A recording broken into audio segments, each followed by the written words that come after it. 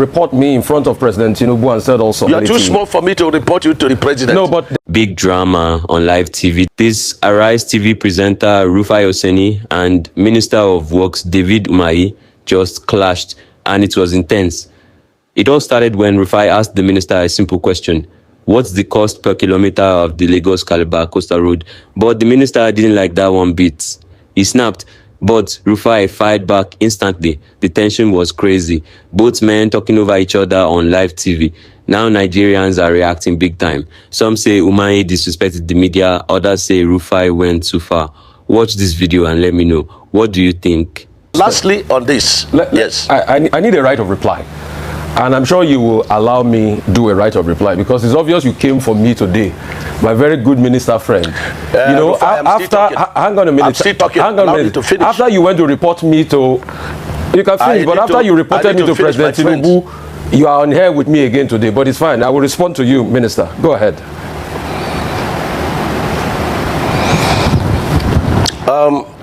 You were quoting a...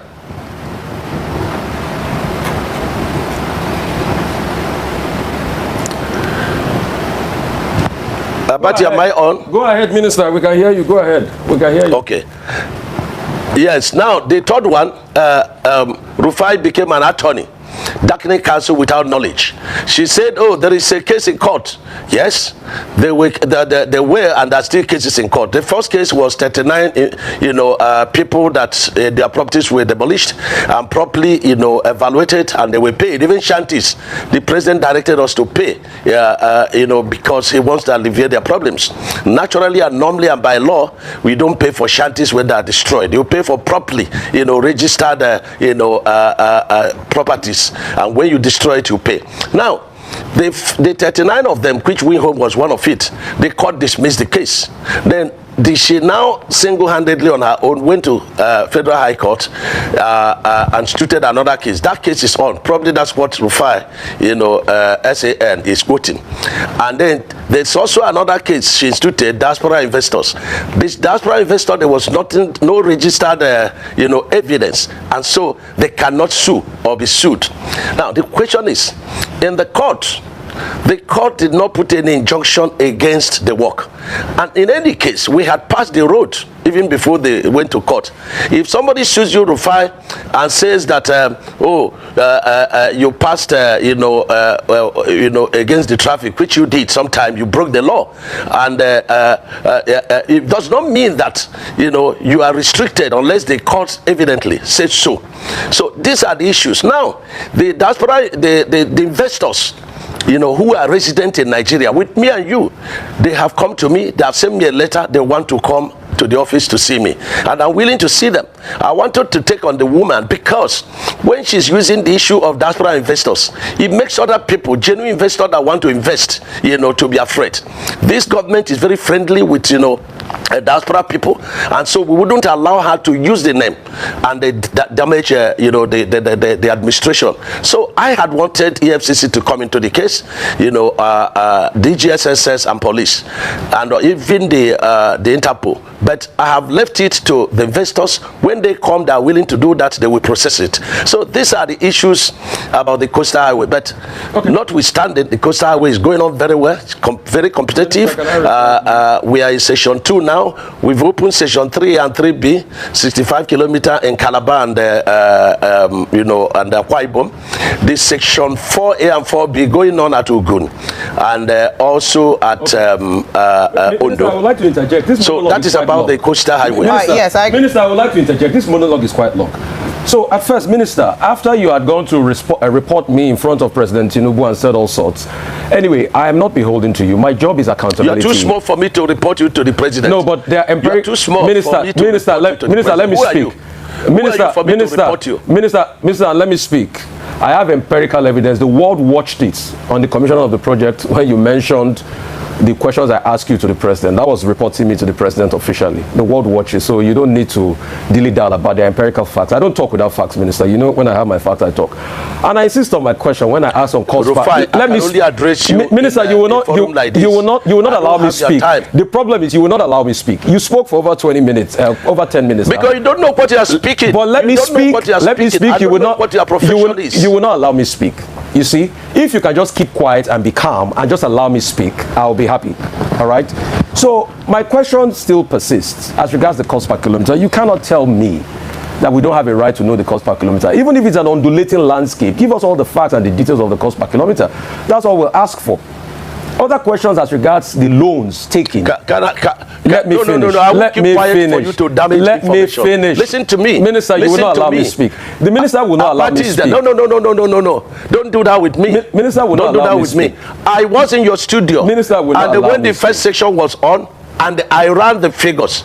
And what you're asking us is 750 kilometers of coastal highway. We should tell you cost per kilometer. So you multiply by 750. That's nonsensical.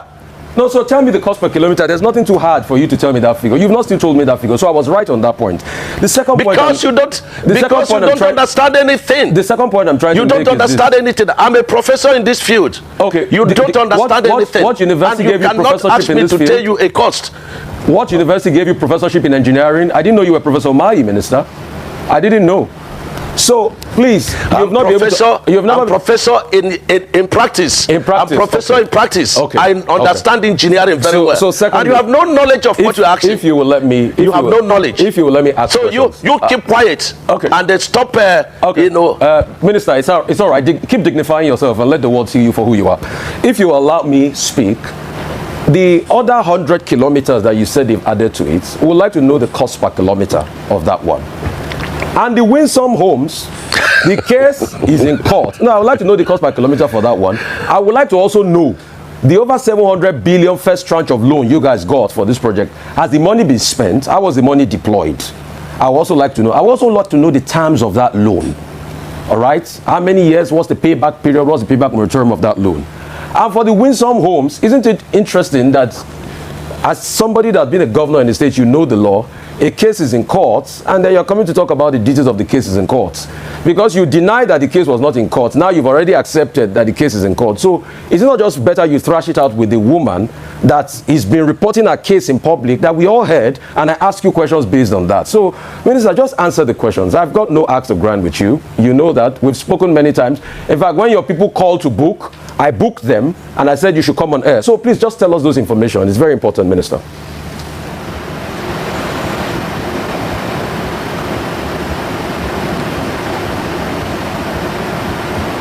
I'm not hearing, even though this guy is not.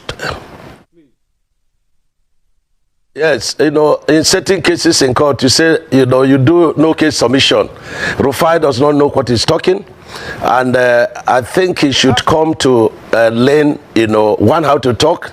Number two, Mayo. He answered the question. Have the loan been spent? What's the cost per kilometer of these new 100 kilometers? How much is it going to cost? And how has the cost been spent? All right, Minister Umahi, you have the floor now to please respond to the questions that have been posed to you. Okay.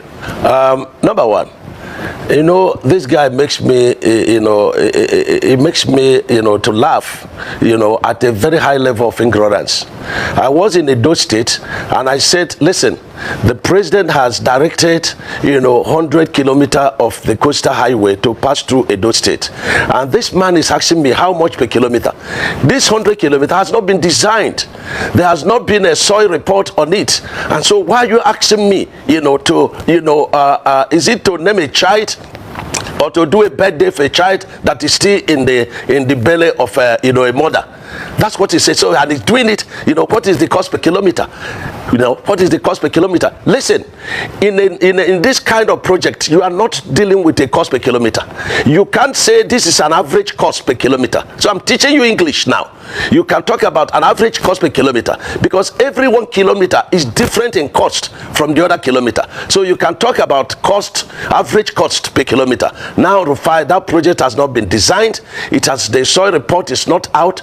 That process is ongoing, and when that is done, the ministry will do their own, evaluation. We now go to BPP and ask for selective tendering of the project, and when people have tendered, then we will now evaluate and send back to BPP. But now from the Lagos studio. And my brother friend. Good morning, my very honourable minister. Good morning to you, sir. Okay, Honourable Minister, you've been talking a lot about the Tinubu administration's achievements in the area of infrastructure. Most recently, you were in Edo State, and you talked about, look, the Lagos-Calabar Highway even being extended. Now, just take us through, the infrastructural with regard to roads achievement of the Tinubu administration, which was a major item in President Tinubu's October 1 Independence Day address. What's the update? What's the latest situation for the benefit of our viewers worldwide?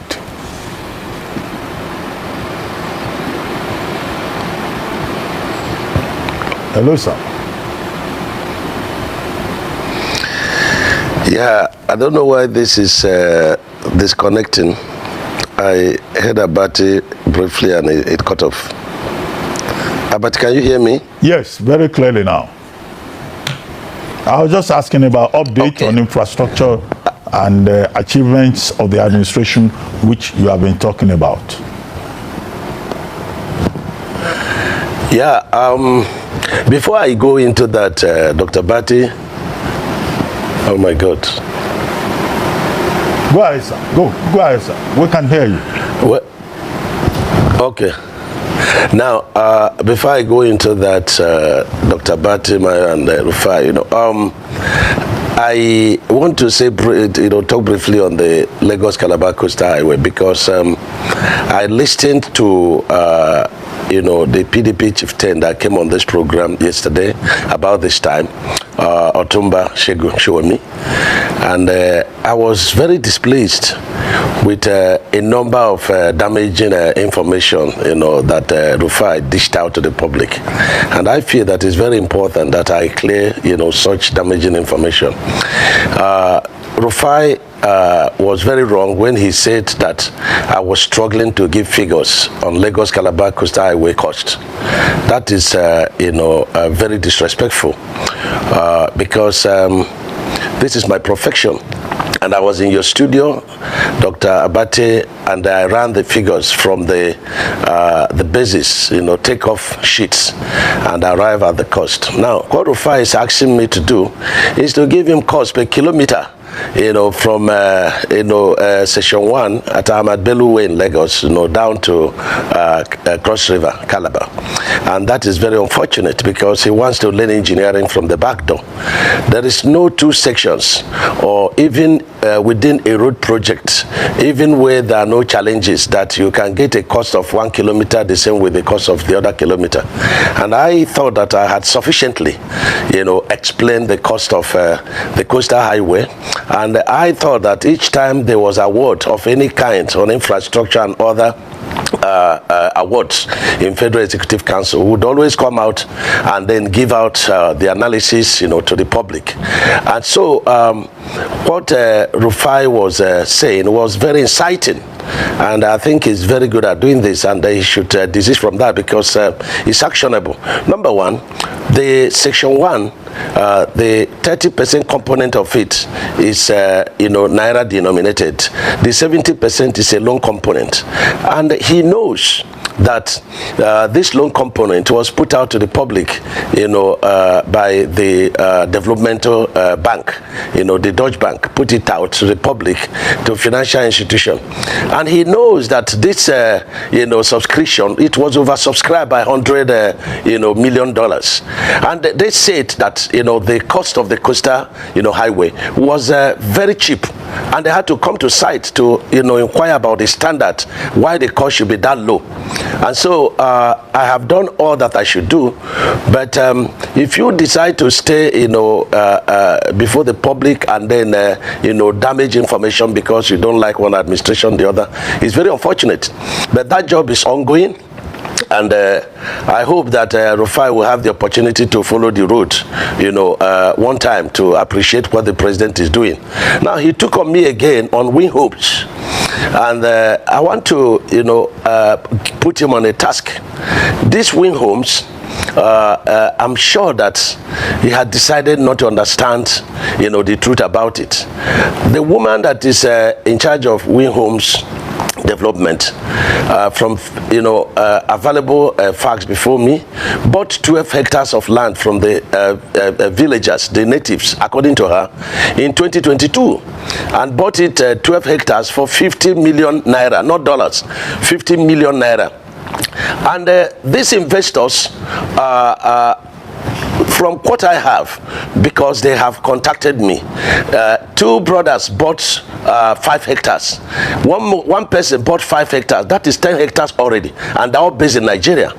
And as of 2021, she had started selling, but the document I have says she bought this land in 2022 and only 12 hectares, and then she was selling 21 million naira, not dollars, in 2021. And as at the time we started construction, she started selling a plot for 70 million, and a plot is 675 meters squared. That is what her own plot, was said to be. Now, these are the questions. Who are these investors? That's number one. Number two, you bought, 12 hectares within a very developed area, for 50 million in 2022. If you go there, you see a lot of houses around there. And so how come, was it properly bought from the native? That's number two. Number three, did you register the concern with Lagos State government? Can you put up the document before the public? You should send it to, the attorney, Mr. Rufai, so that he can look at it. Number four, who are the people that bought this land? Did they pay in dollars or they pay in naira? Should be able to publish it. Now, I took journalists last week to Lagos at the point of, and the rise was there, and they had to explore the entire premises.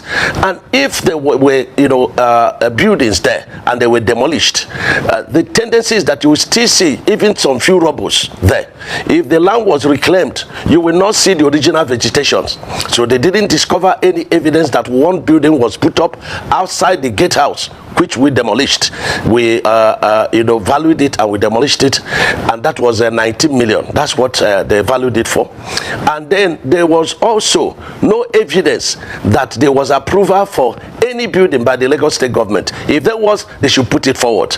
Number five, they should also show us those buildings where they were located and the monitoring of those buildings by the Lagos State government, because you would not be building without being monitored in Lagos State. So these are the issues. And she contracted civil society organization, and when I demanded for these documents, she started quarreling with them. So why are we not probing into issues that could damage the country?